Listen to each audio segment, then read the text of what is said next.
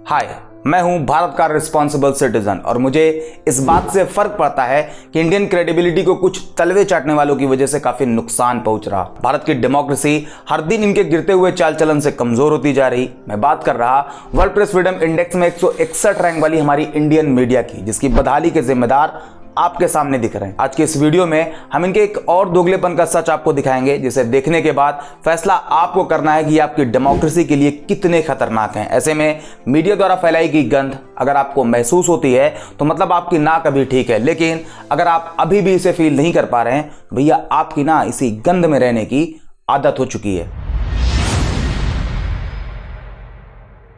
Video शुरू करने से पहले एक रिक्वेस्ट, अगर ये वीडियो आपको पसंद आती है, अच्छी लगती है तो हमें फॉलो करें, सब्सक्राइब करें। यह आपके लिए तो बिल्कुल फ्री है, आपका कोई पैसा नहीं लगेगा, लेकिन ये हमारे लिए काफी हेल्पफुल होगा। अब बढ़ते हैं अपने टॉपिक की तरफ। पहले बात करते हैं फ्रांस की, जहां कुछ लोग रोड पर बवाल मचा रहे हैं, आग लगा रहे हैं, हर तरफ अफरा तफरी का माहौल बना हुआ है। लेकिन ये हो क्यों रहा, पहले वो जानते हैं, फिर आपको बताएंगे कि हमारी मीडिया ने कैसे इसे कवर किया। 27 जून को फ्रांस में फ्रांसीसी पुलिस ने देखा कि एक कार ट्रैफिक सिग्नल को जम करते हुए निकल गई, जो कि ट्रैफिक रूल के खिलाफ था।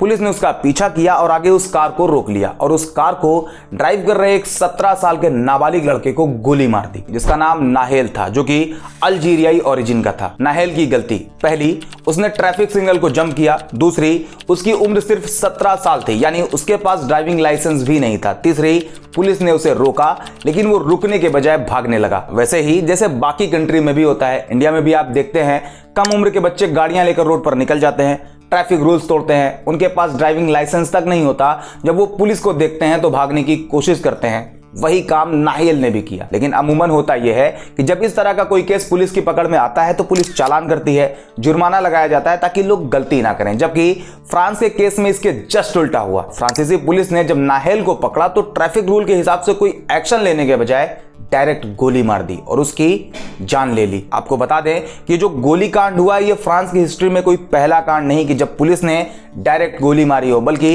इससे पहले इसी साल एक ड्राइवर को पुलिस ने गोली मार दी थी। साल 2022 में ट्रैफिक से जुड़े मामले में पुलिस ने 13 लोगों को शूट कर दिया, इसमें मैक्सिमम या तो अरेबियन ओरिजिन के थे या फिर अफ्रीकन ओरिजिन के। एक बात और जान ले, जो कि फ्रांस में अल्जीरियाई ओरिजिन के लोगों से ही जुड़ा हुआ है। साल 1961, डेट थी 5 अक्टूबर। पेरिस अथॉरिटीज ने सभी अल्जीरियन लोगों के लिए एक फरमान सुना दिया कि वो रात 8 बजे से सुबह 5:30 बजे तक अपने घरों से नहीं निकल सकते, जिसके खिलाफ करीब 30,000 अल्जीरियन पीपल सड़कों पर आ गए और एक पीसफुल प्रोटेस्ट की शुरुआत हुई। यह प्रोटेस्ट 12 दिन तक ही चला था। 17 अक्टूबर 1961 को फ्रांसीसी पुलिस ने उन्हें मारना शुरू कर दिया, गोलीबारी करी गई और कम से कम 100 लोगों को मौत के घाट उतार दिया गया और 14,000 अल्जीरियाई लोगों को अरेस्ट भी कर लिया गया। मारे जाने वालों का एग्जैक्ट नंबर कभी सामने आ ही नहीं पाया, लेकिन कुछ हिस्टोरियन का मानना है कि इस दिन करीब 200 से 300 अल्जीरियाई लोगों को मारा गया, जो कि फ्रांस की हिस्ट्री में एक जेनोसाइड की तरह दर्ज है। हमारियत यहीं खत्म नहीं हुई, बल्कि जिन लोगों को पुलिस ने मारा था उनकी डेड बॉडी को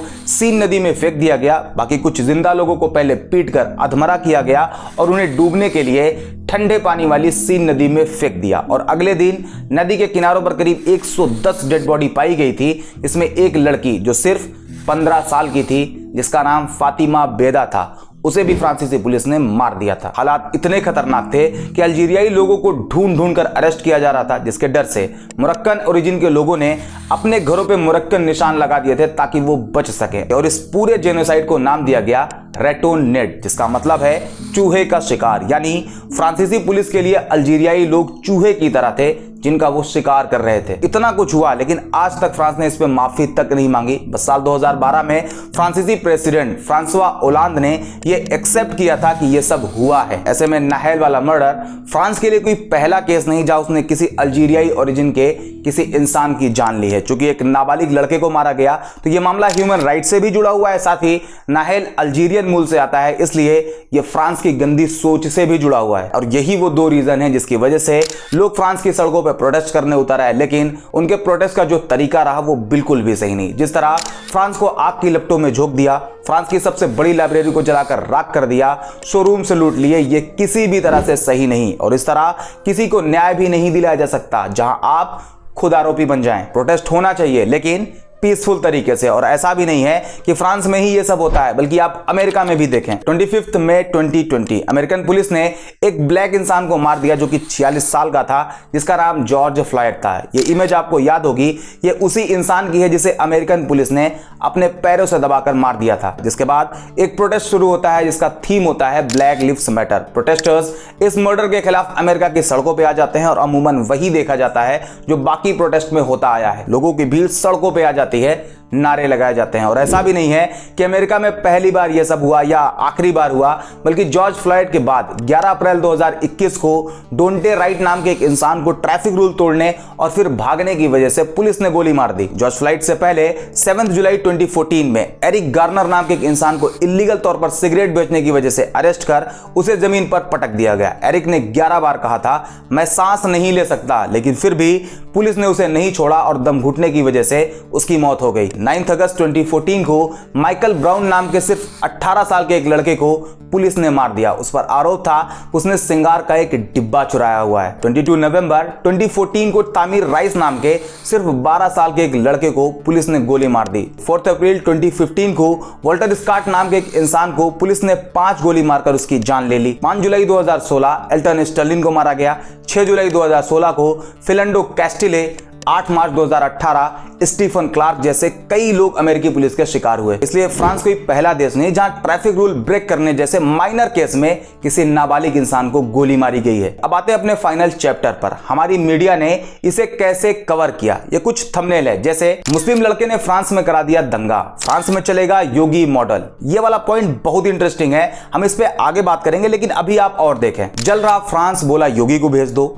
सीएम योगी को 24 घंटे के भीतर फ्रांस भेजा जाए। मुस्लिम लड़के ने फ्रांस में करा दिया दंगा, फ्रांस दंगों के बीच उछला योगी का नाम। गुस्से में फ्रांस के राष्ट्रपति, दंगाइयों पर तगड़ा एक्शन, बाबा का बुलडोजर पहुंचा फ्रांस। योगी मॉडल से काबू आएगा फ्रांस का बवाल, फ्रांस में फसाद, योगी मॉडल की याद। फ्रांस को बचाना है तो योगी मॉडल लाना है। इस तरह एक नहीं बल्कि हर चैनल पर कई घंटों तक शो किया गया और मामले को हमेशा की तरह मुस्लिम दंगाई होते हैं ये साबित करने में पूरी जान लगा दी। जैसे एक नौजवान की पुलिस से मुठभेड़ में मौत पर फ्रांस की सड़कों पर मानो पुलिस से मुठभेड़ में मौत पर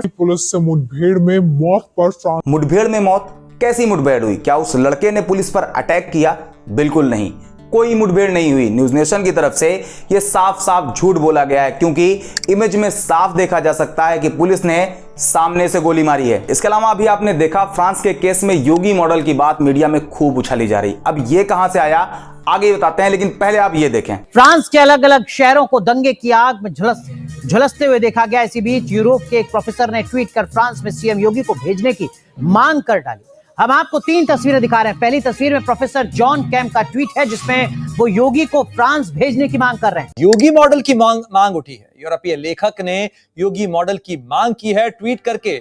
इस तस्वीर में, इस ट्वीट के अंदर मुख्यमंत्री योगी आदित्यनाथ की तस्वीर का इस्तेमाल किया गया और उन्होंने ये पोस्ट की है सोशल मीडिया पर जिसमें योगी मॉडल की मांग की गई है। क्या कुछ ट्वीट में कहा है प्रोफेसर जॉन कैम ने, वो आपको बता दे क्या कुछ लिखा है। दरअसल में ये जॉन कैम का ट्वीट है जो इस वक्त हम आपको दिखा रहे हैं। उत्तर प्रदेश के मुख्यमंत्री योगी आदित्यनाथ को 24 घंटे के भीतर फ्रांस भेज देना चाहिए। प्रोफेसर जॉन कैम, ये नाम आपने वीडियो में बार बार सुना कि प्रोफेसर साहब योगी जी को फ्रांस भेजने की बात कह रहे हैं। इन्होंने एक ट्वीट किया और यूपी सीएम ऑफिस की तरफ से इसे रीट्वीट भी किया गया। अब ये प्रोफेसर साहब कौन है ये जान ले। इनके बारे में मैं बस एक चीज कहूंगा, ये फ्रॉड हैं, जो कि एक फेक आईडी से ट्वीट कर रहा। इनका असली नाम नरेंद्र विक्रमादित्य यादव है। ये कोई प्रोफेसर नहीं।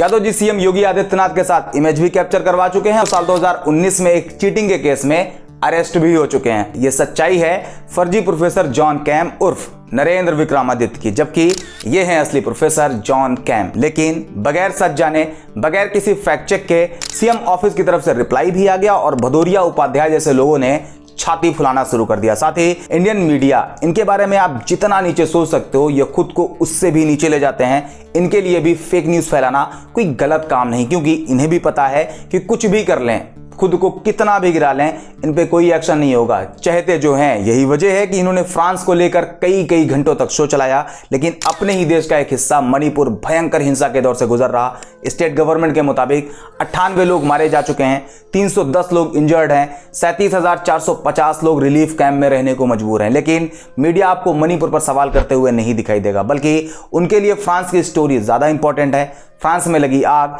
इन्हें तकलीफ देती है, जबकि जलता हुआ मणिपुर इन्हें दिखाई भी नहीं देता। इसीलिए कहता हूं, अगर आप इनकी फैलाई हुई गंध महसूस नहीं कर सकते तो भैया आपका ना दिमाग सड़ चुका है। आज के वीडियो में इतना ही। उम्मीद करते हैं वीडियो आपको पसंद आई होगी। अगर हाँ तो लाइक, शेयर एंड सब्सक्राइब। मिलते हैं अगले वीडियो में।